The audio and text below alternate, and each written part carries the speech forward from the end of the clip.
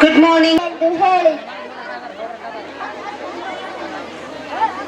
ನಾವು ಇಲ್ಲಿಗೆ ಬಂದದ್ದು ಇರದು ವಿಷಯಗಳನ್ನು ಡಿಸೈಡ್ ಮಾಡಿಕೊಳ್ಳಲಿಕ್ಕೆ. ಯಾವ ವಿಷಯ? ನೀವು ಮಂಡು ಒಪ್ಪಂದದ ಪ್ರಕಾರ ಕಪ್ಪವನ್ನು ಕೊಡುತ್ತಿಲ್ಲ ಏಕೆ? ಕಪ್ಪ? ನಾವು ನಿಮಗೆ ಕಪ್ಪ ಕೊಡಬೇಕೆ?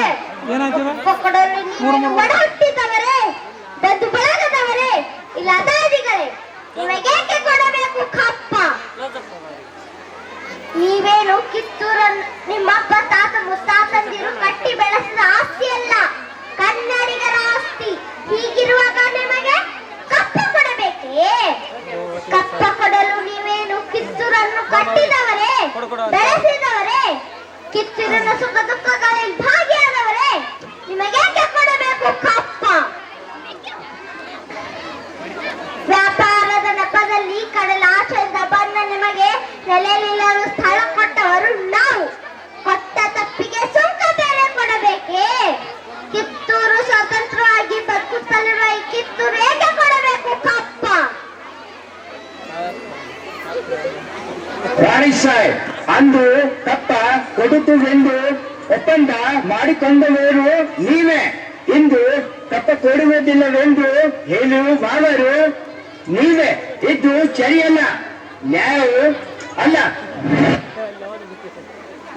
ನಿಮ್ಮ ಮೋಸದ ಒಪ್ಪಂದಕ್ಕೆ ನಾವು ಮನ್ನಣೆ ನೀಡುವುದಿಲ್ಲ.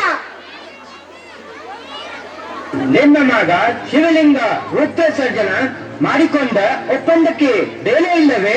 ಖಂಡಿತ ಇಲ್ಲ. ಮೋಸದ ಒಪ್ಪಂದಕ್ಕೆ ಕಿತ್ತೂರು ಎಂದಿಗೂ ಬೆಲೆ ಕೊಡುವುದಿಲ್ಲ. ಆಲ್ ರೈಟ್, ಆದರೆ ಅವನು ಚತ್ತ ನಂತರ ದತ್ತಕ ಬೇರೆ ಮಾಡಿಕೊಂಡಿದ್ದೀರಾ. ಲಾಟಲ್ ಹೌಸಿ ಕಾಯ್ದೆ ಪ್ರಕಾರ ದತ್ತಕ ಮಾಡಿಕೊಳ್ಳುವಂತಿಲ್ಲ. ದತ್ತಪುತ್ರ ರಾಜುವಾಳುವಂತ ಇಲ್ಲ. ಇದನ್ನು ಕಂಪನಿ ಸರ್ಕಾರ ಒಪ್ಪಿಕೊಳ್ಳುವುದಿಲ್ಲ. ಏ ಠಾಕ್ರೆ, ಬಾಯಿ ಬಿಗಿ ಹಿಡಿದು ಮಾತಾಡು. ನಮಗೆ ಆಜ್ಞೆ ಮಾಡಲು ನೀ ಯಾರು? ಇದು ನಮ್ಮ ಜನ್ಮಭೂಮಿ. ಇದನ್ನ ಆಳುವ ಹಕ್ಕು ನಮ್ಮದೇ. ನಮ್ಮ ರಾಣಿ ಸಾಹೇಬ್, ನೀವು ನೇಮಿಸಬೇಕಾದವರು ನಾವು, ನೀವಲ್ಲ. ರಾಣಿ ಸಾಹೇಬ್, ನೀವು ಕಂಪನಿ ಸರ್ಕಾರದ ಕತ್ತಲೆಯನ್ನು ದಿಗಸುತ್ತಿದ್ದೀರಿ, ತಪ್ಪ ಹೋಗುತ್ತೀರಿ. ಎಚ್ಚರ. ಮುಚ್ಚು ಬಾಯ್. ತಾಯಿಯ ಸ್ಥಾನಕ್ಕೆ ಬಂದು ತಾಯಿಗೆ ಎಚ್ಚರು ನೀಡುವಷ್ಟು ಸಕ್ಕನೆ ನಿನಗೆ. ಇಲ್ಲಿ ಕಟ್ಟಳೆ ಮಾಡೋ ಅಧಿಕಾರ ಇರೋದು ನಮಗೆ, ನಿಮಗಲ್ಲ. ಏಕೆ? ಕನ್ನಡಿಗರ ಮಾನ ಅಭಿಮಾನ ನಿನ್ನಂತ ಕಜ್ಜನೆಗೆ ಗೊತ್ತೈತಿ. ಕಚ್ಚದೆ ಕಲಿಗಳ ಬೀಳೈತಿ, ಅಂಜಿಕೆ ಇಲ್ಲದಿರೋ ನಾಡೈತಿ. ಇಂಥ ನಾಡ್ಗ ನೀಚು ಭಯ ತೋರಿಸ್ತಿ. ಬದುಕುವ ಆಸೆ ನಿಂಗಿದ್ದಂಗಿಲ್ಲ, ಉಳಿಸುವ ಆಸೆ ನನಗೂ ಇಲ್ಲ.